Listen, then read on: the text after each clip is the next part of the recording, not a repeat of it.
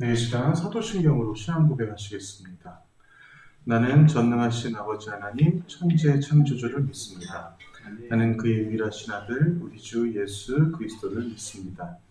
그는 성령으로 잉태되어 동정녀 마리아에게서 나시고 본디오 빌라도에 의해 고난을 받아 십자가에 못 박혀 죽으시고 장사된 지 사흘 만에 죽은 자 가운데서 다시 살아나셨으며 하늘에 오르시어 전능하신 아버지 하나님 우편에 앉아 계시다가 거기로서 살아있는 자와 죽은 자를 심판하러 오십니다. 나는 성령을 믿으며 거룩한 공교회와 성도의 교제와 죄를 용서하는 것과 몸의 부활과 영생을 믿습니다. 오늘 예배를 위해 민수 형제 기도해 주셨습니다. 기도하겠습니다. 하나님 아버지, 날이 갈수록 모이기 힘든 이 시기 가운데 주님께서 한 명 한 명 불러주셔서 함께 모여 예배를 드릴 수 있게 해주심에 감사를 드립니다. 추운 날씨 속에서도 주님 은혜 가운데 각자 삶 속에서 건강하게 지켜주시며 이곳까지 인도해 주심에 감사를 드립니다. 주님, 한 주간 저희들의 삶을 되돌아볼 때에 죄에 빠져 하나님의 자녀로서 합당하게 살아가지 못한 연약한 모습들을 회개하기 원합니다. 예수님을 믿는 입술의 고백은 있었지만 예수님께 순종하는 모습은 턱없이 부족했음을 용서하여 주시옵소서. 주님, 생수교회 청년부가 주님의 통치 아래 있음을 인정하는 삶을 살아내도록 인도하여 주셨고, 세상에는 계속해서 분열시키고 미워하는 영들이 수없이 미혹하고 믿음을 저버리게 하려 하고 있으나, 그러나 이 시대 가운데 세상에 굴복하는 것이 아니라 말씀대로 살아가기 결단하며 승리하는 자들 되게 하옵소서. 오직 주관자 되신 예수님만을 따라가기 원합니다. 세상과 분리되는 것이 아니라 구별되어 각자 삶의 처소에서 녹아들어 빛과 소금의 역할을 감당하는 청년부 되게 하여 주시옵소서. 때를 얻든지 못 얻든지 복음을 전하는 일에 힘쓰게 하여 주셨고, 다시 오실 예수 그리스도의 재림을 기다리며 끝까지 견디고 인내하는 자들 되게 하옵소서. 청년 중에 영적으로 육신적으로 지치고 힘든 자가 있다면 이 시간 말씀을 통해 위로받고 치유되는 시간 되게 하여 주시고, 성령 하나님께서 친히 이곳에 임재하사 저희들의 마음을 새롭게 하시고 정결케 하여 주시옵소서. 말씀을 전하시는 전도사님을 위해 기도합니다. 오직 성령 하나님께서 충만함을 더하여 주셔서 능력과 지혜를 더하여 주시고 온전한 주님의 말씀만을 선포하게 하여 주시고 하나님의 기쁜 뜻을 알아가는 귀한 시간 되게 하여 주시옵소서. 전하는 자 듣는 자 모두 주님의 보혈로 덮어주시사 주님께서 기뻐 받으시는 예배 되게 하여 주시옵소서. 모든 예배 예수님 홀로 영광 받아 주시옵소서. 마치는 시간까지 주관하여 주시며 감사드리며 예수 그리스도의 이름으로 기도드렸습니다. 아멘.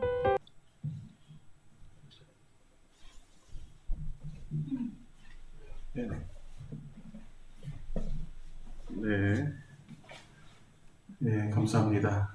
기독교 120주년 연합예배 대표 기도가 됐어요. 네. 그렇게까지 안 해도 된다고 내가 했는데, 하여튼 훌륭합니다. 네, 감사해요. 말씀 전하는 자가 더 큰 부담을 갖게 만들어주셔서 항상 그렇게 만들어줘야 돼, 사실. 네, 말씀 전하는 자가 더 큰 부담으로 항상 긴장할 수 있게 해주는 그러한 성도들이 되어야 됩니다. 왜냐하면 이 말씀 전하는 저 같은 사역자들이 나태해지면 안 돼요. 네, 나 사례비 받은 만큼만 일해야지 요따위 생각들을 가지니까 기독교가 발전을 못하는 겁니다. 네, 그렇기 때문에 항상 사역자들이 깨어있게 여러분들이 더 깨어있어야 돼요. 그렇기 때문에. 네, 그래서 나태한 사역자들이 꼭 한마디씩 꼭 일침을 해줘야 되는 그러한 역할들을 지금의 청년들이, 대한민국 청년들이 꼭 해줘야 됩니다. 항상 감사하게 생각합니다. 자, 그런데 오늘의 말씀은 창세기 3장 15절이에요. 자, 제가 우리 셀리더들 모임을 이번 주에 가지면서 창세기 3장 15절 정말 수도 없이 강조해도 조금도 부족하지 않을 만큼 아주 중요한 말씀이다라고 제가 여러분들에게 얘기를 했어요. 그래서 이 말씀을 갖고 왔는데 창세기 3장 창세기 3장 15절. 네. 자, 한번 찾아볼게요. 자, 오늘 창세기 3장 15절은 잠깐만요. 자, 자, 이 중요한 말씀을 지금 제가 PPT에 지금 실어주지가 않았나 봐요. 네, 잠깐만요. 같이 한번 자, 성경 가지신 우리 친구들, 우리 청년들 같이 한번 큰 목소리로 한번 읽어보겠습니다. 한 절이에요, 한 절. 시작. 내가 너로 여자와 원수가 되게 하고 내 후손도 여자의 후손과 원수가 되게 하리니 여자의 후손은 내 머리를 상하게 할 것이요 너는 그의 발꿈치를 상하게 할 것이니라 하시고 아멘.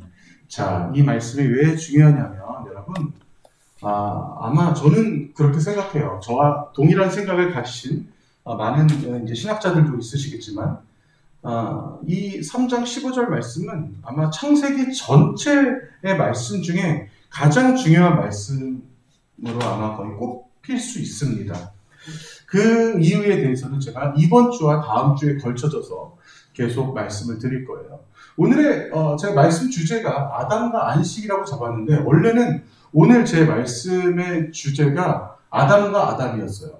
근데 아담과 하와까지 가는 그 과정 여정 속에 제가 설교를 어제 준비하면서 아담과 아담에 대한 이 얘기를 하려고 하는 이 과정이 또 참 험난하구나라는 생각을 많이 했습니다. 어쨌거나 말씀은 제가 준비하는 거니까 그 말씀 가운데 여러분들에게 보다 더 왜 이 말씀이 왜 한조의 전도사가 저렇게 창세기 1장부터 디테일하게 2장, 3장까지 자, 이 뒷부분은 조금 더 많이 스킬이 되면서 갈 거예요.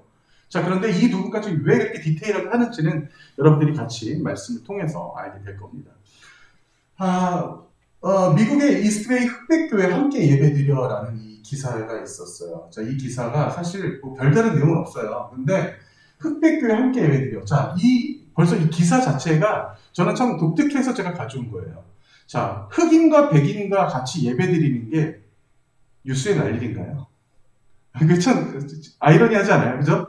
흑인과 백인이 한 교회, 똑같은 인간들이 한 교회에서 예배드리는 게 이게 뉴스에 날 일이에요. 그죠? 우리가 그걸 생각할 수가 있는 것 같아요. 자, 이거 지금 보세요. 누가 봐도 어떤 교회 같아요? 누가 봐도 백인 교회죠. 그죠? 자, 이거 보세요. 누가 봐도 흑인 교회입니다. 야, 이게 지금 비단 옛날 얘기일까요? 자, 이게 언제적 얘기일까요? 이거는 설교를 설교를 중간에 끊게 만들었어. 그리고 제일 앞에 앉죠. 야, 대단한 용기예요. 나 같으면 무릎 꿇고 앉았을 텐데, 그냥 두겠어요, 일단. 자, 어쨌거나, 자, 미국의 흑인교회, 백인교회가, 자, 이게 옛날 얘기일까요? 그렇지 않아요, 여러분. 지금도 일어나는 일입니다. 지금도 이 백인교회에서, 흑인들이 들어오면 다 아마 이렇게 쳐다볼 거예요. 예. 제가 일을 하다가, 이제 보통 일반적으로 저희 조선족이라고 얘기하죠. 조선족 분이랑 같이 일할 기회가 있었어요. 근데 그분이 저한테 맛있는 만두집에 데리고 가겠대. 그래서, 그래요? 그럼 같이 가요. 그래서 먹는 거 좋아하니까, 같이 가요. 그래서 따라갔어요. 거기가 마침 대림동이었거든요. 대림동에 가서 이제 딱 갔는데, 우리나라가 한 개도 없는 거예요. 그래서, 이상하다. 이게 뭐 하는데 지금. 근데 거기서 막 자기들 말로 막 만두를 막 시켜요. 근데 만두를 막 이만큼 시켰는데 4,500원밖에 안 해. 정말.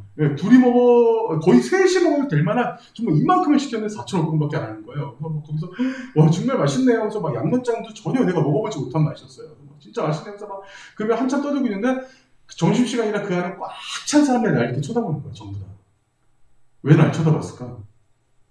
그 안에서. 저도 처음엔 몰랐어요. 이 사람들이 왜 날 쳐다보지? 거기서 중요한 건 제가 중국 간 거 아니에요. 한국 대림동이에요. 근데 거기서 한국말 쓰는 사람 나밖에 없었거든요. 그 안에서. 다 중국말 쓰고 있었어. 한국말 쓰는 사람 나밖에 없어. 대림동인데. 그래서 그 사람들이, 한국 사람이 여기 왜 왔지? 하는 얼굴 표정을 저를 쳐다봤던 거예요. 뭐 그럴 수 있어요. 자, 그런데 지금 이 상황은 똑같아요. 자, 백인교회, 흑인교회에 다른 인종이 들어가면 그들에게 있어서는 그게 굉장히 언밸런스한 거예요. 아직도 지금 그런 세상입니다. 여러분, 생각을 해보세요. 자, 내가 예를 들어서 어떤 일을 하기로 결정을 했어. 내가 어떤 일을 하기로 결정했는데, 당신은 몸무게가 그렇게 많이 나가면 이 일을 할 수 없어. 굉장히 억울하겠죠. 그죠? 자, 근데 더 억울한 거 있어. 당신은 여자이기 때문에 그 일을 할 수 없어. 라고 누군가 얘기한다면, 지금 같은 세상에 그게 말이 돼?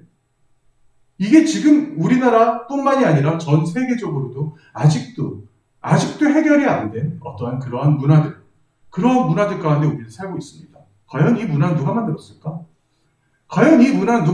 우리는 생각해 볼 필요가 있는 거예요. 자, 그리고 또 하나, 제가 좀 사실은 아까, 우리가 오전 예배가 끝나고 잠깐, 식사를 하면서 혼자 잠깐 생각이 들었던 건데, 여러분들에게 제가 매주 질문을 드리잖아요. 네, 제가 다음 주 질문을 미리 한번 드려볼게요. 사람의 생명이 언제부터일까? 사람의 생명. 자, 대충 제가 한번 보기를 내볼게요. 엄마 뱃속에서 손가락, 발가락이 다 보일 때쯤. 예를 들어서 얘기하는 거예요. 심장이 뛰는 그 순간부터 사람의 생명이 시작이다. 아니다. 엄마 뱃속에서도 아이들은 호흡을 하기 때문에 호흡을 하는 그 순간부터가 생명의 시작이다. 아니다. 그것도 아니고 수정체가 만들어졌을 때 그때 수정체가 뭔지 알지, 영찬아? 네. 그래, 알고 있네. 네, 모르는 것 같은. 아니야, 알고 있겠지? 네. 모르면 내가 따로 설명해 드릴게요. 자, 수정체가 형성이 되는 그 순간부터가 사람 생명의 시작이다. 자, 다양하게 생각할 수 있을 거예요. 그죠? 자, 여러분들의 의견을 한번 구해봅니다. 자, 이거는 제가 나중에 여러분 셀 리더들이랑 같이 한번 나눠보세요. 자, 어쨌거나 그 부분도 우리가 같이 생각해 볼 어떤 목록 중에 하나예요. 창세기를 공부하면서. 자, 본격적으로 창세기 들어갑니다. 자, 창세기 1장부터 2장까지의 창조, 3장부터 5장까지 타락, 자, 그 다음에 홍수 민족들, 그 다음에 아브라함, 이삭. 자, 12장부터는 인물을 대상으로 한 내러티브가 형성되고 있어요. 제가 지난 시간에 내러티브라고 얘기했죠. 내러티브가 뭐예요? 쉽게 얘기해서 우리말로 한다면 그냥 하나의 이야기 구조라는 거예요. 그래서 사실 창세기 출애굽기 우리가 이렇게 순서대로 읽다면 상당히 재밌는 구조로 되어 있어요. 이게 인물 중심의 내러티브이기 때문에 사실 읽기도 굉장히 편합니다. 그래서 사실 이제 우리가 설교를 하는 저희들 같은 입장에서도 아주 꼬맹이 아이들에게도 창세기 출애굽기는 사실 어떠한 그 이야기식에 전달하기가 아주 쉬워요. 근데 여러분들에게도 이게 지금 똑같이 보이죠. 자, 그런데 우리가 여기서 독특한 어떤 구조를 볼 수가 있어요. 자, 창세기의 이 이야기 안에는 제가 창세기라고 적긴 했지만 모세오경 전체가 다 포함됩니다. 죄와 심판과 그 다음에 은혜의 구조로 되어 있어요. 자, 보세요. 아담과 하와가 죄를 져서 저주와 추방을 당하죠. 자, 그 다음에 은혜를 받아요. 자, 여기서 말하는 이 원초복음. 제가 누누이 앞으로도 굉장히 많이 강조할 그 내용이에요. 그리고 여러분들이 알지 모르게 읽었지만 바로 오늘 읽었던 바로 그 말씀에 대한 그 핵심이 바로 저 원초복음. 자, 이건 조금 더 저희 뒤로 가서 얘기할 거예요. 자, 그 다음에 가인의 살해, 가인의 저주, 이마의 표, 인류의 사악한 홍수, 노아의 방주. 노아의 방주를 은혜를 입은 거잖아요. 그죠? 결과적으로. 이렇게 죄와 심판과 은혜. 자, 이런 식의 어떠한 구조가 계속 지금 이루어지고 있다는 것을 우리는 볼 수가 있어요. 그러면서 우리는 이 이야기를 통해서, 이 창세기를 통해서, 모세오경을 통해서, 하나님께서 지금 인간과 함께 하시는 그 구조가 바로 죄와 심판과 그 은혜 속에 우리가 지금 같이 거하고 있구나라는 걸 느낍니다. 자, 지난 시간에 제가 얘기했던 겁니다. 자, 제가 이거는 정말 100번 강조하고, 이 부분에 대해서 말씀을 드려도 조금도 부족하지 않을 만큼 아주 중요한 그런 메시지가 이 안에 일단 있다라는 것에 제가 다시 한번 이거 설명을 드릴 수밖에 없는 상황이에요. 자, 제가 다시 말씀드리지만, 자, 크로노스와 카이로스. 자, 지난 시간에 제가 말씀드린 것들에 대해서 여러분 다시 한번 기억할지 모르겠지만, 자, 쉽게 다시 설명합니다. 자, 크로노스는 뭐예요? 1부터 100까지, 아니면 1부터 1000까지 모든 순서, 말 그대로 숫자에 바로 우리가 생각하는 그 숫자예요. 우리는 이미 수학적인 구조를 여러분들이 어렸을 때부터 가지고 있기 때문에 우리의 머릿속은 어떤 순서가 정해지지 않으면 좀 불편한 사람들이 있어요. 이미 이거는 사실 성격적으로도 마찬가지고 책을 꽂을 때도 마찬가지예요. 사실 저는 그런 성격은 아니긴 한데 성격에는 상관없거든요. 근데 어떤 사람들은 1번부터 40번까지 이게 똑바로 있지 않으면 굉장히 불안하고 그러기 싫어 그게. 자기하는 사람들이 있어요. 가끔. 그게 성격이에요, 그거는. 그게 바로 어떤 그런 크로노스적인 구조라고 얘기하는 겁니다. 숫자의 어떤 순서대로, 바로 정량적인 숫자를 얘기하는 거죠, 크로노스. 제가 어제 이 설교 준비를 하려고 막 이렇게 막 PPT를 막 만들고 있는데 우리 아들이 쑥 지나가면서 크로노스? 아빠 저거 시간에 관련된 거 아니야? 딱 그러는 거예요. 이게 제가 지금 그래서 제가 하면서 아들한테 야 너 이거 어떻게 알았냐 했더니 아빠 저 별거 아니야. 게임에 나와. 게임 캐릭터 중에 하나야. 가서 돈가스나 마저 먹어라. 그렇죠. 저는 우리 아이들이 어떤 뭐 굉장히 철학적인 뭔가를 아는 줄 알았어요. 깜짝 놀랐어요. 근데 그게 아니에요. 게임 캐릭터였어요. 자, 어쨌거나 이 크로노스 제가 지난 시간에 얘기했죠. 여러분 영어 성경을 보면 역대상 같은 경우도 영어 성경의 그 역대상 이름이 크로노클스라고 돼 있어요. 그런 것처럼 크로노스는 바로 순서적인 어떠한 그 정량적인 숫자를 얘기합니다. 자, 그렇다면 카이로스. 자, 카이로스는 무엇이냐? 바로 제가 여러분들에게 지난 시간에 얘기했죠. 아주 쉽게 설명했어요. 그게 바로 뭐냐? 하나님의 그 시간이다라는 거예요. 하나님이 원하시는 때. 자, 그리고 우리가 생각했을 때 어떤 의미적인 시간을 얘기한다. 그래서 제가 여러분들에게 대충 어떤 예를 들었던 게 그런 거였죠. 자, 제리학이 100일 전, 아니면 수능 100일 전. 완전히 다른 의미죠. 그 내가 애인과 있을 때 1시간과 정말 원수같이 정말 아주 싫어하는 인간과 있을 때 그 1시간, 정말 지옥 같은 1시간이에요. 정말 그 시간 어지간히 안 가. 바로 이런 것들. 이게 바로 의미적인 시간이라는 거예요. 이런 의미적인 시간들을 성경에서도 아주 많이 활용을 했기 때문에 제가 설명을 안 할래야 안 할 수가 없는 거예요. 바로 대표적인 게 뭐냐? 첫날에 무엇을 만드시고 두 번째 날에 무엇을 만드시고 하나님께서 하루 만에 모든 그 안에 있는 그 구성원들을 다 창조하실 수 있었겠지만 실제적으로 말하는 그 하루라는 것은 의미적인 시간, 카이로스라는 거예요. 그래서 제가 말씀드렸죠. 성경 안에서 성경에 있는 숫자들을 과학적으로 해석하려고 한다는 것은 어떤 거다? 그거는 바로 넌센스라는 거예요. 말도 안 되는 소리를 하는 거예요. 성경은 과학서적이 아니에요. 고대 근동에 지금으로부터 3,500년 전에서 5,000년 사이에 살았던 그 사람들, 숫자조차도 몰랐던 그 사람들에게 그들을 대상으로 쉽게 하나님의 말씀을 그들의 문화와 그들의 기호와 그들의 언어에 맞게 만들어주신 그 성경, 그 말씀이 바로 하나님의 말씀을 만들어주신 것이 바로 모세오경 그리고 지금의 성경이라는 거예요. 그러니까 이거를 과학의 잣대에 갖다 붙이려고 하는 것 자체가 그게 뭐다? 그게 넌센스라는 거죠. 그래서 사실 제가 고등학교 때 기독교 학생회였어요. 제 고등학교 때 3년 동안 기독교 학생도 거기서 이제 동아리 회장도 하고 뭐 진짜 참 지금처럼 그때도 엄청난 열정을 가지고 참 있을 때였는데 그때 학교 축제 있을 때 여러분 다른 동아리는 여러 가지 막 준비하잖아. 여러분 학교 축제 같은 거 했죠? 고등학교 때 그죠? 뭐 안 한 친구들도 있나? 근데 고등학교 때 학교 축제하면 막 정말 동아리 있는 사람들은 진짜 너무너무 바쁘잖아. 근데 저는 왜 바빴냐면 일단 찬양 연습을 해야 돼. 기독교 동아리였기 때문에 일단 찬양 연습을 하고 두 번째는 제가 뭐를 생각했냐면 노아의 방주를 진짜 성경에 있는 것처럼 기가 막히게 한번 만들어 볼까. 그래서 이따가는 한번 만들어 볼까 생각을 했는데 아무래도 제가 머리를 짜내도 그때 고등학교 때 제가 그걸 만들 수 있는 그런 실력과 수준이 안 되더라고요. 그래서 제가 어디를 찾아갔냐? 그때 당시 잠실에 있었던 창조과학회라는 데서 찾아갔어요. 창조과학회가 한동대랑에 뭔가 있잖아요. 그죠? 뭔가 있는 걸로 알고 있어요, 제가. 그 창조과학회를 찾아갔더니 근데 저는 지금 생각해도 사실 이해가 안 돼요. 그 사람들이 정말 정성 들여 만든 노아의 방주의 실제 모형을 저한테 빌려줬어요. 고등학생인 제가 너무 안쓰러워 보였나 봐. 그거를 들고 차도 없는 제가 그거를 정말 덜덜덜 떨면서 들고 잠실역에서부터 진짜 지하철 타고 왔다니까. 진짜 그거 어떻게 제가 그런 짓을 했나 모르겠어. 지금 생각해도. 그래서 그때 당시에 그 축제 때 그거 보여주면서 이게 뭐 실제 길이가 몇이고 이걸 뭐 어떻게 만들었고 동물을 뭐 몇 마리 실을 수 있으며 그러면서 그걸 막 설명하면서 했던 지금도 그런 기억이 납니다. 근데 뭐 여담이고 어쨌거나 근데 창조과학에서 말하는 이 창조 사역을 하나님의 창조 사역을 너무나 과학적으로 말하는 것도 과학자들도 넌센스지만 사실 창조과학에도 약간의 넌센스가 있는 부분이 있어요. 지금 최근에 밝혀진 부분들이 있어서는 우리는 이 부분들을 그래서 조금 조심할 필요는 있다는 겁니다. 이거는 제가 나중에 특강으로 제가 조금 더 깊게 제가 말씀을 드릴게요.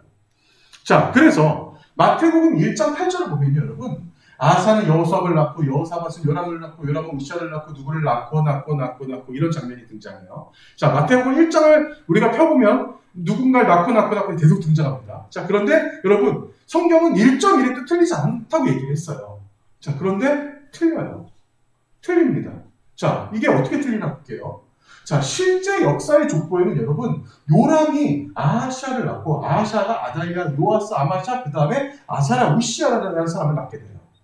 자, 당시 이스라엘의 왕들의 이름입니다. 자, 다시 위로 볼게요. 그런데 요람은 누굴 낳았어요? 1장 8절에 보면 우시아를 낳았다고 나와요.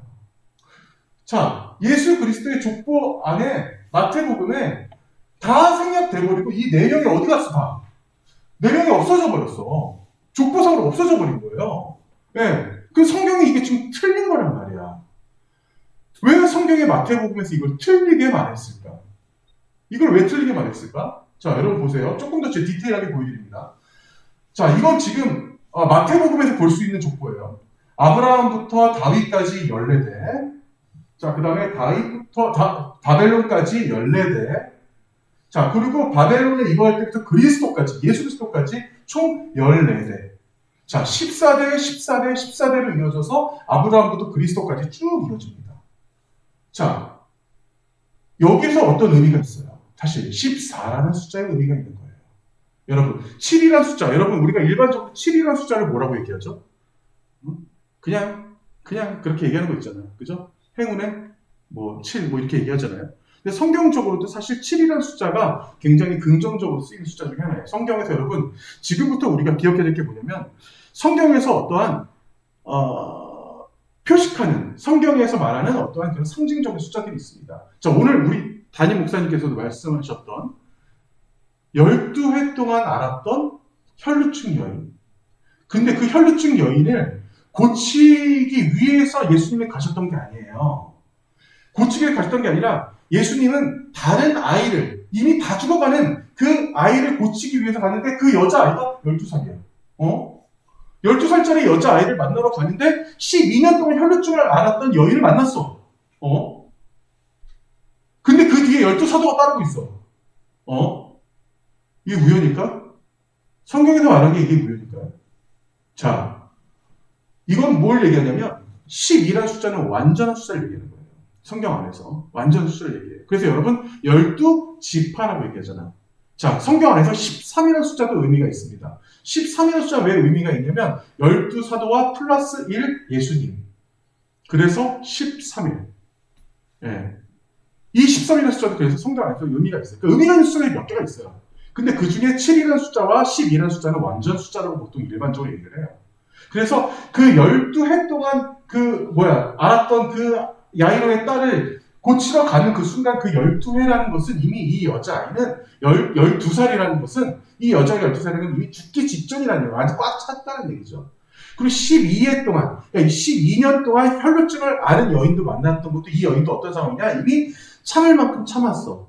이미 고칠 만큼 고쳐봤지만 더 이상 가망이 없어. 자기 스스로를 포기한 거야. 그래서 오로지 이 여인이 찾아갈 수 있는 사람은 예수님밖에 없었어. 나 마지막까지 갈 때까지 가봤습니다. 라는 어떤 그런 꽉 찼다는 의미예요. 그런 상징적인 숫자들이 계속적으로 등장합니다. 자, 그런데 여기서는 왜 14냐? 제가 아까 말씀드렸죠. 7이라는 숫자가 완전한 숫자이기 때문에 그 완전한 숫자를 2개를 합한 거예요. 어떤 대단한 의미가 있는 게 아니에요. 네, 7이라는 숫자를 2개를 합해서 7에서 이렇게 14로 만들어 놓은 거예요. 마태복음에. 이건 뭐야? 실제적으로 그러면 성경이 저 족보를 틀리게 적긴 했지, 마태가. 틀리게 적긴 했지만 그때 당시에 마태복음을 읽을 수 있는 독자들이 있었어요. 그 독자들이 누구였냐? 바로 유대인들이었어요. 마태복음 여러분, 유대인들이 읽게 하기 위해서 적은 것이 바로 사복음서 중에 마태복음이 유대인들을 위한 책이었거든요, 당시에. 그래서 유대인들은 저 아브라함부터 그리스도까지 이 족보를 보면서 어떠한 거기서 자부심을 느끼게 하기 위한 그리고 거기에서 어떤 상징적인 그 숫자가 계속 등장함으로써 이들에게 있어서 어떤 안정감을 느끼기 위한 카이로스적인 의미가 있는 거예요. 그래서 이 성경에서의 이 숫자적인 의미 굉장히 중요하다고 제가 말씀드립니다. 자,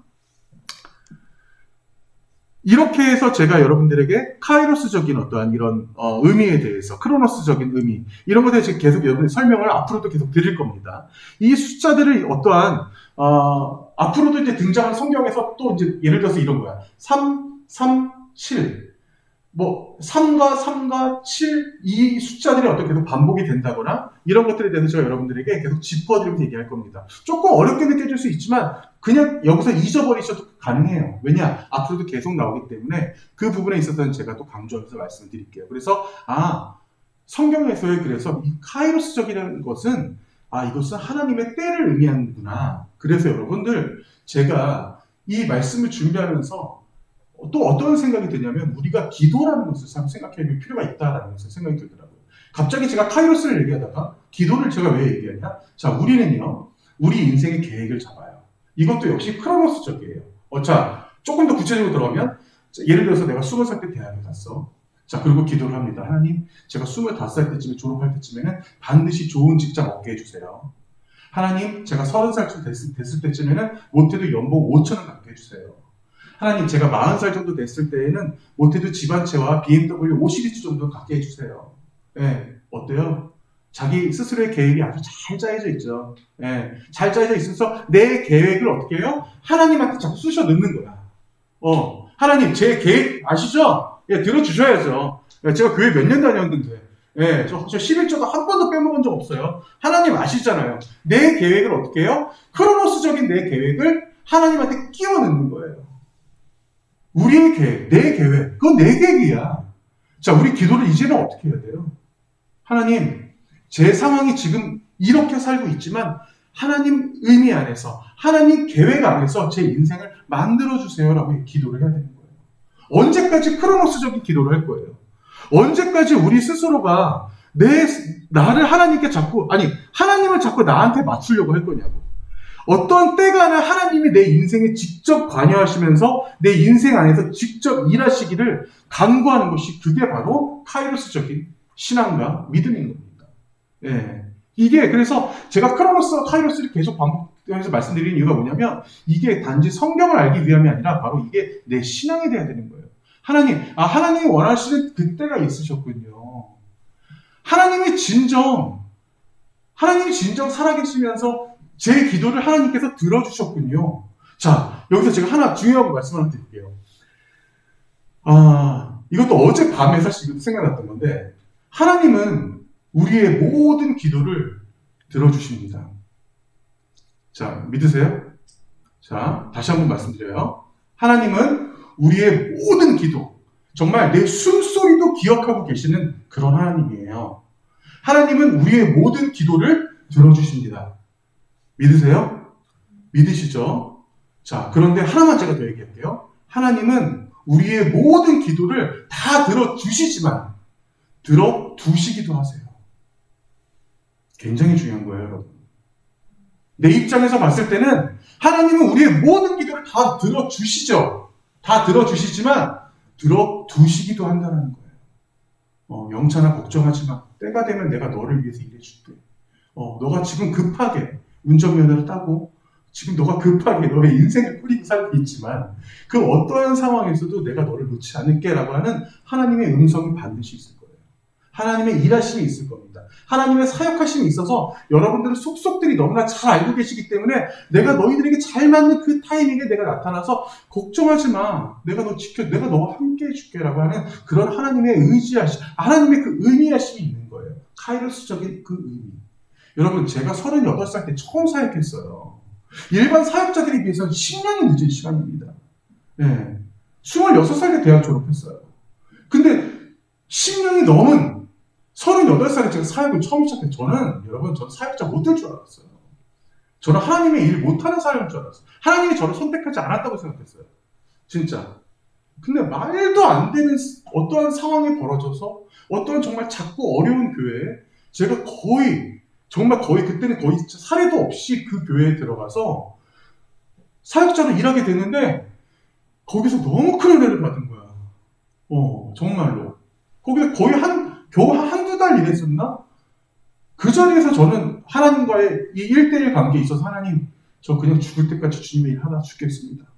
네. 그게 바로 카이로스였던 거예요. 저는 제가 대학을 졸업하기 직전만 하더라도 하나님께서 저를 기가 막히게 써줄 줄 알았어요. 어디 선교를 보내건 목회를 하건, 예. 저를 기가 막히게 써줄 줄 알았어요. 근데 웬걸? 정말 아주 처절했어요. 예, 그때 당시에 막 대학원도 떨어지고 막, 갑자기 말도 안 되게 뭐 이상한 거 그냥 회사 들어가서 일하게 되고. 그러다 보니까 어느 순간 신학도 멀어지고, 아, 하나님 나 버리셨구나. 아, 이게 이 일에 대해서는, 사역에 대해서는 날 버리셨구나 했는데, 그게 아니었던 거죠. 자, 하나 더 들어갑니다. 자, 제가 지난 시간에 설명했었지만, 조금 더 디테일하게 들어가요. 이거를 설명하지 않고서는 도저히 그 다음은 진도가 나갈 수 없어서, 제가 이거 가져왔습니다. 자, 바로 사바트라는 거예요. 자, 앞으로 여러분들에게 제가 더 많은 것들에 대한 어떤 욕심을 부리지는 않을 텐데, 근데 이제부터 이 히브리어를 읽는 부분에 있어서 약간의 제가 이제 어떤 팁을 드린다거나, 그냥 파닉스 정도, 파닉스 알죠, 여러분? 네, 그냥 어떤 그냥 의미는 몰라도 돼. 그런데 조금 읽을 수 있는 그 정도의 약간의 팁은 제가 우리 같이 조금 공유할 수 있는 아마 이제 그런 시간들이 계속 될 거예요. 자, 안식, 바로 사바트라는 거예요. 자, 하나님께서 6일 동안 이 세상을 창조하시고, 그리고 7일째 되는 날 하루 동안 하나님께서 쉬셨죠. 자, 그런데 하나님께서 7일째 되는 날 쉬셨다? 그래서 안식일을 만드셨다? 그래서 너희도 안식해라라고 하시는 거. 자, 지금 이 부분에 대해서 우리 잘 생각해야 돼요. 자, 고대 근동이에요, 당시에는. 고대 근동에 지금 우리가 보고 있는 이런 달력이 있었어요, 없었어요? 없었어요, 당연히. 이들에게 있어서 어떤 7일이라는 개념, 8일이라는 개념 자체가 너무나 어려운 거였어. 그래서 이들은 그래서 7일마다 딱딱딱 끊어서, 아, 이날이 안식일. 이거를 당시 하나님이 지키라고 했다고? 말도 안 되는 소리예요. 예. 말도 안 되는 소리예요. 이걸 우리가 숫자적으로 안식을 생각하려고 하니까 거기에서 아주 말도 안 되는 이런 사람들이 나오는 거예요. 자, 1782년 2월 15일 미국에서 출생된 바로 이 사람. 자, 무슨 사망 날짜 이런 거 필요 없는 건데 그냥 이렇게 같이 껴있어서 갖고 온 거예요. 자, 이 사람이 누구냐? 바로 윌리엄 밀러라는 사람입니다. 자, 이 사람이 어떠한 주장을 폈냐면, 자, 1849년에 죽었네, 지금 보니까. 자, 그런데 이 사람의 주장이 뭐였냐? 자, 한번 볼까요? 1844년 3월 21일 날 예수 그리스도께서 이 땅에 오신다라고 주장했던 사람이에요. 자, 당시 전날이 됐어요. 자, 우리는 이미 잘 알고 있죠. 예수님 오셨어요? 안 오셨어요? 안 오셨어요. 자, 그래서 어떻게 했냐? 이 사람이 특단의 조치를 내립니다. 어떻게 해요? 날짜를 살짝 바꿨어요. 아니다. 자, 여러분 좀만 더 기다려달라. 하면서 1844년 10월 22일에 예수님이 오신다. 라고 이 특단의 조치를 냅니다. 예수님이 오셨어요? 안 오셨어요? 당연히 안 오셨죠. 자, 그랬더니 그때 당시 엄청난 비난과 수많은 사람들의 손가락질 얻었어요. 엄청난 그때 당시 종교가였는데. 그래서 이 사람이 종말론의 실패 이후에 조사 심판서를 주장하기 시작해요. 조사 심판서. 이게 무슨 말이냐? 예수 그리스도께서 여기로 오시려다가 안 와서, 자, 그 다음부터는 조사 심판서를 통해서 우리를 좀 더 디테일하게 우리를 심판하시려고 그분이 준비하고 계신다라고 하면서 새로운 종교를 만든 것이 바로 제7일 안식일 예수 재림교가 되는 거예요. 네. 제가 사실 제가 중고등부 때 제가 특강을 조금 하긴 했어요. 자, 이 사람이 제7일 안식일, 그래서 지금 이 교파의 이름도 봐봐. 제7일 안식일 예수 재림교. 이들이 그래서 기독교를 제일 많이 비판하는 것들이 뭐냐면, 야, 여태까지 수천 년 동안 이스라엘 백성들이 안식일을 토요일로 알고 있었는데 니들은 뭐 잘났다고 일요일날 교회를 가냐? 이러면서 이들은 지금도 예배를 토요일날 드리죠. 예. 토요일날 이들이 이스라엘 사람들과 똑같은 생각으로 토요일날 예배 그날이 안식일이다라고 드리려고 하는 그거 자체가 사실 그것도 또한 넌센스예요. 왜? 여러분, 안식일은 제가 다시 말씀드리지만 안식은 어떠한 숫자적인 의미가 아닙니다. 하나님께서 우리에게 주신 아주 깊은 의미가 그 안에 들어있어요. 그날 반드시 우리는 교회를 가요. 우리는 바로 오늘처럼 우리가 우리는 주일이니까 교회 가야지. 오늘 하나님 만나러 가는 날이야. 라고 오는 것이죠. 어떠한 이게 우리에도 하나 패턴이 되어 있고 습관이 되어 있고 우리의 삶이 되어 있지만 그거보다 조금 더 깊은 하나님께서 원하시는 그 의미가 그 안에 있습니다. 그거를 제가 설명드리기 전에 이 이상구 박사라는 사람이 있었어요. 이 사람이 안식일교를 떠나면서 이 교리에 오류가 있다라고 하면서 이 사람이 안식일교를 떠났어요. 이 사람이 말한 교리가 뭐냐면 조사 심판 교리가 예수님이 1844년에 하늘의 지성소로 들어가셨대. 이 땅에 안 오시고. 그리고 인간을 조사 심판한다는 안식교의 핵심 교리라는 거예요. 이게 말이나 되는 소리냐 하면서 이 이상구 박사라고 하는 이 사람이 그러니까 20-30년 전만 하더라도 TV에 많이 나왔던 사람이에요. 네, 무슨 건강 박사라고 해서 이렇게 말하면서 안식일교를 떠났다는 이런 계기가 있었던 사람입니다. 이 안식일교가 근데 이런 생각을 갖고 있는 이유가 뭐예요? 지금 보세요. 우리가 지금 이게 어떻게 보면 하나님 이제는 눈으로 보여요. 예, 어떻게 눈으로 보여? 예수님이 몇 월 며칠 날 오신다. 토요일 날 안식일을 지켜야 된다. 지금 이 제7일 안식일에 대해서 생각하는 이 머릿속의 구조가 어떤 거예요? 전형적인 크로노스인 거예요. 전형적인 크로노스, 모든 것을 다 숫자로 해결해서 거기에 딱딱 자기들이 생각하는, 제가 아까 말씀드렸죠? 내가 생각하는 내 계획을 하나님께 끼워 맞추려고 하고 있죠. 그죠? 그렇게 기도하지 말라고 그랬잖아요. 똑같은 거예요. 자기들이 생각하는 어떠한 그런 교리적인 그런 계획들을 자꾸 하나님 안에 끼워 넣으려고 하는 거예요. 하나님이 생각하는 때가 있는데. 예수님은 언제 오세요? 재림 예수는 언제 오세요? 혹시 아니? 영천아? 알아? 정답. 자, 역시 훌륭해. 모르죠. 모르는 게 정답이죠. 알면 이단이죠. 네. 안다고 할까 봐 겁났어. 네, 자, 그때와 그 장소는 아무도 모른다라고 성경에 계속 나오는데, 이렇게 안다라고 하는 이런 인간들이 자꾸 자신들의 공식을 끼워 맞추려고 하는 거예요. 이 안식은 여러분, 다시 한번 설명드립니다. 휴식의 개념이 아니에요. 주일날, 다시 여러분들로 돌아가서 주일날 휴식을 위한 게 아니에요. 그리스도 안에서 어떻게 해야 돼? 깊은 묵상과 함께 그분 안에서 내가 평안함을 느끼는 게 그게 진정한 안식이라는 거예요, 여러분. 자, 그래서 우리가 성경을 보면 안식일이 여러분 하나님께서 딱 정하신 게 아니야. 자, 예를 들어 이스라엘 백성들이 아말렉이나 아니면 다른 어떤 민족들과 전쟁을 해서 이기잖아. 그럼 그날 안식일로 지정을 했어요. 안식일이라는 게 어떤 공식처럼 딱 있는 것이 아닙니다. 하나님께서 그래서 안식의 그 의미를 깊이 파악하기 위한 어떠한 그들의 그 안타까움이 있었어요. 그 안타까움 때문에 예수님을 이 땅에 보내셔서 예수님께서 안식일날 굳이 어땠어요? 제자들을 데리고 다니면서 가라지도 주우시고 병자도 고치시고 굳이 안 해도 되는 그들에게 보여주기 위한 이스라엘 백성 너네들 유대인들 지금까지 너네들이 살아왔던 이 모든 과정이 다 외식이야. 그렇게 살지만 안식은 그게 아니야. 안식은 너네들이 그날 진실로 안식일날 하나님 안에서 너희들이 평안을 얻고 정말 깊이 묵상하는 날이야. 자, 지금의 우리가 모습으로 바꿔볼까요?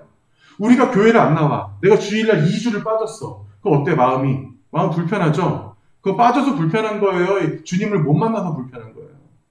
응? 왠지 그냥 눈치가 보여서 불편한 거예요? 아니면 진짜 주님의 그 은혜적인 공급을 못 받아서 불편한 거예요? 가끔 우리가 헷갈릴 때가 있어요. 자, 교회에 나와서 여러분 어떻게든 간에 나왔습니다. 자, 예배 시간 다 돼서 나왔어요. 그리고 대충 목사님 말씀 듣다가 막 같이 이제 친한 사람들과 같이 식사도 하고 얘기도 하고 그러고 나서 집에 왔더니 개운해. 어쨌든 간에 주일 한 푼 때웠다. 이게 주일 성수일까요, 아마? 똑바로 생각해야 되는 거예요, 여러분. 주일 성수라는 게 내가 정말 그 시간에 예배를 드린다고 해서, 예배를 때운다고 해서 내가 주일 성수한 게 아니에요. 진짜 내가 참 그리스도 안에서 내가 진짜 묵상을 하고 내가 그분 안에서 평안함을 얻지 못한다면 그건 주일 성수한 게 아니에요. 여러분, 때로는 우리가 살면서 내가 주일날 예배를 정말 잘 드렸다고 생각하는데 뭔가 그날 내 마음 심적으로 힘들고 마음이 불편한 날이 있었어. 목사님 말씀이 하나도 안 들어온 채로 그냥 그대로 집에 갔어. 그랬더니 일주일 내내 마음이 불편한 거야. 내 마음속에 안식이 없는 거야. 그때 그 안식, 그때 그 나의 불편함, 그게 진짜 안식을 아는 사람들이 아는 불편한 거예요. 네. 내가 그리스도 안에서 내가 이번 주일날 진정한 안식을 얻지 못했구나. 그 진정한 안식일 가운데 있기를 원하는 그 마음이 바로 예수님께서 이 땅에 오셔서 하셨던 말씀, 바로 내가 안식일에 보다 주인이다라고 말씀하십니다. 바로 그 의미가 그 안에 있는 겁니다. 때로는 참 우리가 이 안식에 대해서 너무나 좀 허투루 생각할 때가 참 많이 있어요. 그 은혜 받지 못하고 그냥 집으로 돌아간 것들에 대한 어떠한 우리 스스로의 어떤 무지함을 다시 한번 기억할 수 있었으면 좋겠습니다. 자, 창세기 2장 15절. 여호와 하나님이 그 사람을 이끌어 에덴 동산에 두어 그것을 병작하게 하며 지키게 하시고. 자, 제가 이것을 가져온 이유가 있어요. 자, 여러분, 제가 이번 주에 청년부 제가 질문 하나 드렸죠. 자, 그 질문 가운데 어떤 게 있었어요? 창세기 1장과 창세기 2장에 똑같이 하나님의 창조 사역에 대해서 나오는데 좀 다른 의미가 있다라는 것을 제가 말씀드렸어요. 이 부분에 대해서 제가 우리 셀 리더들에게 자세히 설명을 하긴 했습니다. 근데 여러분들에게 지금 어떤 부분이 조금 독특한 부분이 있는지 이 부분을 먼저 짚어드릴 거예요. 여호와 하나님이 그 사람을 이끌어 에덴 동산에 두어 그것을 경작하며 지키게 하시고, 자, 지금 창세기 2장의 말씀입니다. 여호와 하나님이 그 사람에게 명하여 이르되 동산의 각종 나무의 열매는 내가 임의로 먹되. 자, 여기 계속 그 사람이 나오죠. 자, 이 그 사람 누굴까요? 누굴까요? 바로 창세기에 나오는 첫 번째 사람, 바로 아담이죠. 네, 아담에게 계속 어떠한 지금 임무를 주시려고 하고 계세요. 자, 선악을 알게 하는 나무 열매를 먹지 말라. 내가 오늘 반드시 죽으리라 하시니라. 여호와 하나님이 사람이 혼자 사는 거 좋지 아니하니 내가 그를 위하여 돕는 배필을 지으리라 하시니라. 자, 그러면서 하나님이 흙으로 각종 들짐승과 공중의 각종 새를 지으시고, 자, 지금 여태까지 지금 누구에게 말씀하셨어? 여태까지 아담에게 말씀하셨잖아요. 자, 그런데 여태까지 아담에게 이미 돕는 배필까지 만들려고 지금 생각하고 계시는 상황에 19절 보니까 하나님이 여호와는 흙으로 각종 들짐승 공중의 각종 새를 지으시고, 이제서 동물이 먼저 지었어야 되는 거 아니야? 이게 순서적인 게 틀려요. 그죠? 그리고 아담이 무엇이라고 부르나 보시려고 그것들을 그에게로 만들어서 이끌어 가시는 것처럼 지금 보이죠. 그죠? 동물들을 만들어서 아담에게 지금 데려간 것처럼 지금 보이세요. 예. 그래서 아담이 부르는 각 생물 부르는 것이 곧 그 이름이 되었더라 나옵니다. 창세기 2장에 아주 독특한 구조를 가진 그 말씀이에요. 이 부분에 대해서 여러분 셀 리더들과 얘기하면서 왜 이 부분에 대해서 다른지 여러분 한번 생각을 해보시고요. 자, 그리고 제가 오늘 원래는 이 부분에 있어서 제가 오늘 조금 더 디테일하게 원래는 말씀드리려고 했는데, 이 부분에 대해서는 제가 일단 언급만 하고 제가 여기 좀 넘어가겠습니다. 왜냐하면 하나님께서, 자, 이 부분은 제가 제가 특강을 통해서도, 제가 중고등 특강을 통해서도 사실 한번 설명드린 적이 있긴 있었는데, 조금 청년부랑 좀 오버랩이 되더라도 여러분 이해를 해주세요. 왜냐하면 너무나 중요한 부분이기 때문에. 여호와 하나님이 이르시되 사람이 혼자 사는 걸 좋지 아니하니 내가 그를 위하여 돕는 배필을 지으리라 하시니라 라는 장면이 나옵니다. 자, 이거 원서로 제가 가져왔어요. 자, 이게 지금 히브리어는 이렇게 읽어요. 여기서부터 이렇게 읽습니다. 그래서 바요메라 아도나이 엘로밀로 터브 헤어터 하 아담이라고 나오죠. 다시 말씀 잠깐 볼게요. 여호와 하나님이 이르시되 사람이 혼자 사는 것이야. 자, 사람이 혼자 사는 것이. 자, 그런데 원 언어로 보니까 여호와 하나님이 이르시되 사람이 혼자 사는 것, 사람이 혼자 사는 것이. 근데 여기서 사람이라고 할 때 어떻게 읽어요? 여기 지금 써있죠? 자, 읽어봅시다. 시작. 하, 아담. 하는 여러분 영어로 더를 얘기하는 거예요. 더. 네, 정관사예요. 정관사. 사람 이름 앞에 여러분 정관사 붙이지 않아요. 자, 그럼 여기서 아담은 뭐예요? 곧 사람을 의미하는 거예요. 여러분, 아담은 처음부터 아담의 이름이 아니었어요. 네, 아담이라는 여러분 명사는 사람의 이름이 아니었어요. 사람을 의미하는 하나의 명사였지 사람의 이름이 아니었어요. 자, 그래서 지금 여기 보면 내가 그를 위하여 돕는 배필을 만들겠다라고 하는데, 여기서 말하는 이 돕는이라는 이 단어, 이 에제르라고 하는 이 단어가 얼마나 중요한 여러분 동사냐면, 여자 입장에서 봤을 때 여자가 왜 만들었어? 하나님이 그러면 남자를 돕기 위해서 만들었어. 이 말을 우리가 잘못 해석하면, 여러분 영어 성경 보세요. 여기 똑같이 나와요. 우리가 영어 성경으로 보더라도 여러분 오해할 수가 있어요. 헬퍼라고 나와요. 그러면 여러분 남자를 도와주기 위해서 태어난 여자예요? 이 땅의 여자들은? 절대 아니에요. 왜 아니에요? 바로 그 의미는 에젤이라는 동사 안에 바로 그 의미가 깊숙이 숨겨져 있습니다. 왜? 저 에젤은 어떤 의미냐면요. 바로 내가 아브라함을 돕겠다. 돕는 하나님. 내가 도와주시는 하나님. 이삭을 돕는 하나님. 이삭을 구원하시는, 야곱을 구원하시는 하나님. 에젤이라는 동사에는 여러분 돕다라는 의미가 있는 거 아니라 구원이라는 의미도 저 안에 들어가 있어요. 그게 기가 막힌 거예요. 그래서 돕는 배필이라고 우리나라 말 성경에는 그렇게 나오지만, 남자를 돕기 위해서 만드신 그 여인의 어떠한 그런 임무, 그 에젤이라는 그 임무는 하나님이 사람을 도우실 때 그 에젤을 하신 거, 하나님이 사람을 구원하실 때 그 에젤을 하신 그 심정이 들어가 있기 때문에, 남자는 어떻게 해요? 여자를 어떻게 해야 돼? 하나님을 모시는 마음으로 여성을 모셔야 되는 그런 관계성이 그 안에 있는 거예요. 그래서 어느 누가 더 높고 낮다라고 말할 수가 없는 거라는 겁니다. 이 동사가 그래서 너무나 중요해요, 여러분. 자, 하나만 더 볼게요. 아담이 가로되 이는 내 뼈 중에 뼈요 살 중에 살이라. 이것을 남자에게서 취하였은즉 여자라 칭하리라 합니다. 자, 여기서 바로 이샤라고 하는 단어가 나오죠. 이샤. 자, 여기서 말하는 이샤는 바로 여자를 의미합니다. 자, 그런데 여기서 남자는 어때요? 남자는 맨 이시라고 되어 있는데 맨은 역시 하나의 전치사 같은 거예요. 그러니까 이시예요. 남자는 히브리어로 이시고요. 여자는 히브리어로 이샤입니다. 자, 어때요? 발음이 어때요? 비슷해요? 달라요?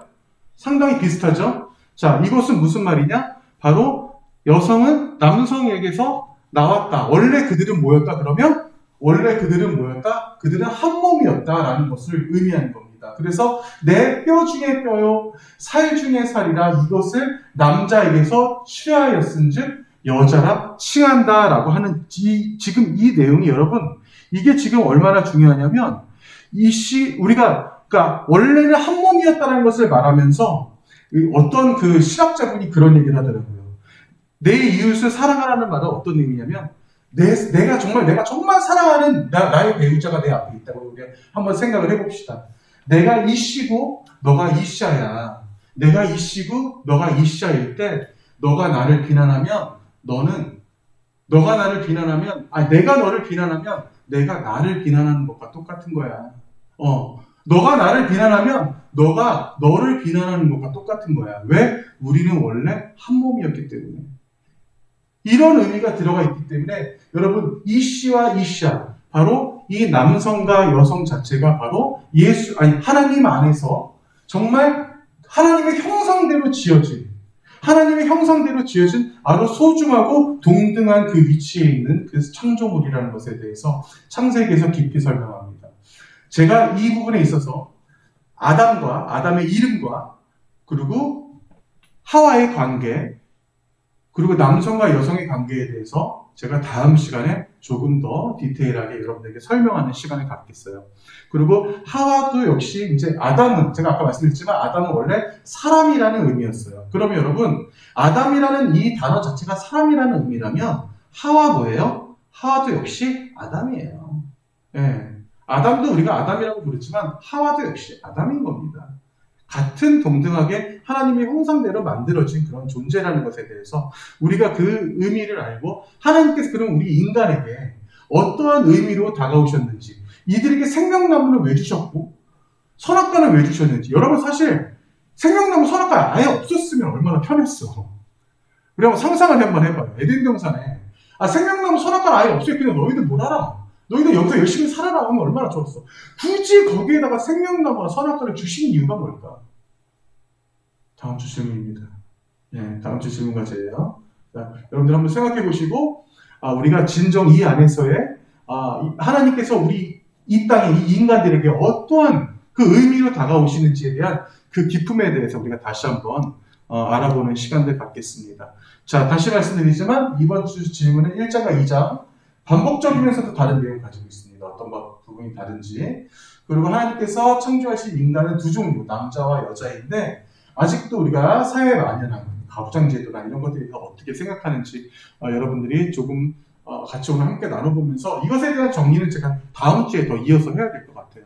자, 그러면 우리 오늘 같이 부르실 찬양은 좀 묵상하면서 또 감상하면서 찬양을 좀 편하게 같이 함께 나눴으면 좋겠습니다. 여러분들 이씨가 이샤에게라는 찬양 같이 함께 하겠습니다.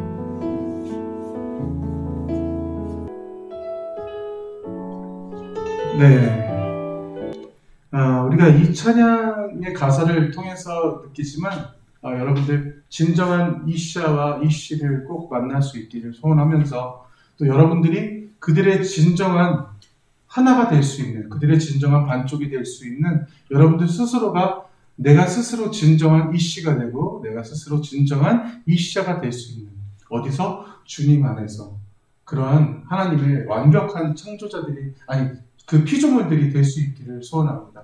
이 시간 같이 기도하실 때 오늘 하나님께서 주셨던 이 말씀들을 기억했으면 좋겠어요. 먼저 하나님께서 이 땅에 오셔서 우리에게 정말 카이로스적인 의미로 우리에게 다가오시며 그리고 이 땅에 우리에게 안식을 주셨을 때 단지 안식이보다 쉬는 것이 아니라 안식이라는 것은 내가 그냥 편안하게 집에서 휴식을 하는 것이 아니라 하나님과의 관계 속에서 그 깊은 묵상을 통해 내가 평안함을 얻겠습니다. 바로 주일이 오늘 같은 주일이 그런 날로 삼으며 주님 앞에 나가겠습니다. 뜨거운 마음으로 같이 기도하시겠습니다. 하나님 감사합니다. 아버지 우리 청년들을 통해서 주님께서 역사하여 주시옵소서. 아버지께서 정말 이 성경으로 말씀해 주시며 이 모세오경을 통해서 저희들이 다시 한번 주 앞에서 다가가며 너무나 저희들 부족하고 너무나 저희가 어리석지만 정말 때로는 저희들 정말 이 주일날을 저희들이 정말 옳게 지내지 못할 때도 너무나 많이 있지만 아버지 이들을 통해서 정말 다시 한번 이 말씀을 무장시켜 주시옵소서. 온전히 아버지께서 정말 이 땅에 오시며 저희들에게 주셨던 이 말씀 가운데 더욱더 깊이 묵상하고 들어가 저희들이 정말 어떠한 상황에서도 아버지와 정말 온전함을 나갈 수 있는 자를 될 수 있도록 함께하여 주시옵고 이들을 통해 주님께서 다시 한번 아버지 일을 하시며 주님께서 저희 선수 일하셔서 저희들 더욱더 아버지의 가운데 정말 그런 이상 부족한 자들로 성장할 수 있도록 함께하여 주시옵소서. 그렇죠. 아버지께서 정말 모든 창조물 가운데 저희를 후자적인 낮은 자로 보여주셔서 저희들 통해서 다시 한번 저희들이 겸손하게 주님을 나가며 나갈 수 있도록 주님께서 함께하여 주시옵소서. 아버지 저희들 정말 뜨거운 마음으로 같이 함께하여 주시옵고 저희들이 부족한 아버지 이런 상황에서도 오늘 아버지 말씀을 얘기하며 나가는 자들 될 수 있도록 주님께서 함께하여 주시옵소서. 아버지요 오세훈과 통해서 다시 한번 저희들이 깨닫고 다시 한번 제가 아버지를 만나며 오늘 저쪽과 주님밖에 없음을 공격하며 나갈 수 있기를 소원합니다. 아버지요 저희들의 잣대에 주님을 맞추지 않도록 주님께서 함께하여 주시옵고 정말 저희들의 인생에 주님께서 직접 개입하셔서 정말 주님이 원하시는 때 주님께서 정말 아버지 이루시는 아버지 그때 반드시 저희와 함께 동행하심으로 저희들이 나갈 수 있도록 주님께서 도와여 주시옵소서. 아버지께서 직접 일하시며 아버지께서 정말 직접 저희들을 일으켜 주시옵소서. 오늘 순간순간 정말 주님을 놓칠 때가 많이 있습니다. 그 어떤 순간에도 절대 주님 놓지 않으며 그래서 저 아버지만을 섬기며 그래서 저 아버지의 관계성을 저희들이 완벽하게 회복하며 나갈 수 있도록 주님께서 도와여 주시옵소서.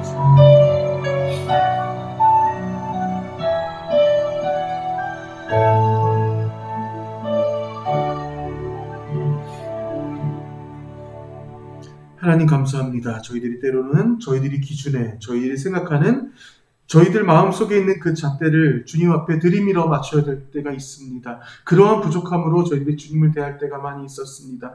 하지만 아버지 저희들 다시 한번 이제는 깨닫고 나갑니다. 오로지 주님이 일하실 때를 저희들이 기다리며 오로지 정말 주님께서 함께 하시는 주님의 그 시간을 주님께서 원하시는 아버지 그때를 저희들이 겸허하게 받아들이며 살아가는 저희들 될 수 있도록 주님께서 더하여 주시옵소서. 늘 부족하지만 언제나 정말 아버지의 그 말씀이 얼마나 때로는 저희들에게 큰 힘이 되며 정말 저 주님밖에 없음을 저희들이 고백할 때가 얼마나 많은지 모릅니다. 저희들 이 세상에 살면서 너무나 작고 너무나 부족한 인간이고 너무나 저희들이 있어서 정말 이 땅에서 민물밖에 안 되는 존재들일지라도 아버지 저희들 하나하나 기억하시며 오로지 주님께서 저희들 모든 인생 가운데 개입하시며 저희들 스스로가 진정한 주님의 최고의 창조물로서 살아가는데 조금도 부족함이 없는 우리 청년들 될 수 있도록 주님께서 더하여 주시옵소서. 이 땅에서 저희들이 살아가는 그 어떠한 상황 속에서도 어떠한 구성원으로 살아간다 할지라도 주님께서 저희들에게 말씀을 주시사 그 말씀으로 이 땅을 새롭게 하며 더욱더 예수 그리스도의 복음을 바로 전하며 나갈 수 있도록 함께하여 주시옵고 진정으로 저희들이 정말 아버지의 자녀들로서 오로지 예수 그리스도의 말씀을 바로 전하는 자로서 살아갈 수 있는 우리들이 될 수 있도록 함께하여 주시옵소서. 조금도 주님을 배신하지 않으며 오로지 주님의 언제나 그 뜻 가운데 그 의미 가운데 거할 수 있는 저희들 될 수 있도록 주님께서 함께하여 주시옵소서. 이 모든 말씀 예수님의 이름으로 기도합니다. 아멘. 다 같이 주기도문 하시겠습니다. 하늘에 계신 우리 아버지의 이름을 거룩하게 하시며 아버지의 나라가 오게 하시며 아버지의 뜻이 하늘에서와 같이 땅에서도 이루어지게 하소서. 오늘 우리에게 일용할 양식을 주시고 우리가 우리에게 잘못한 사람을 용서하여 주는 것 같이 우리 죄를 용서하여 주시고 우리를 시험에 빠지지 않게 하시고 악에서 구하소서.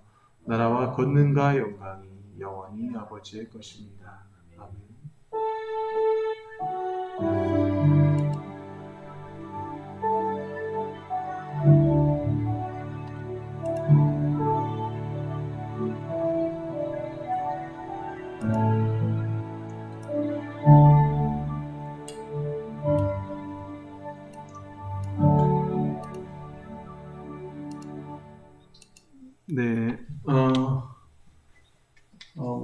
광고는 늘 똑같아요. 여러분 그냥 한번 읽어주시고요. 네.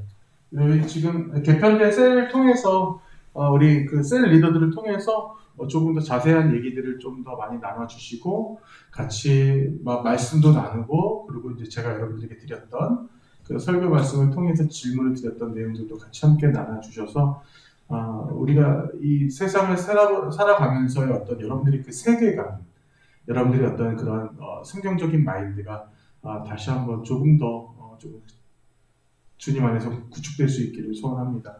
자, 다음 주 기도는 오늘 안 나갔네요. 자, 이거는 따로 전해주시기 바랍니다. 자, 그러면 각자 셀별로 흩어지셔서 모임 가져주세요. 피아노 뭐예요?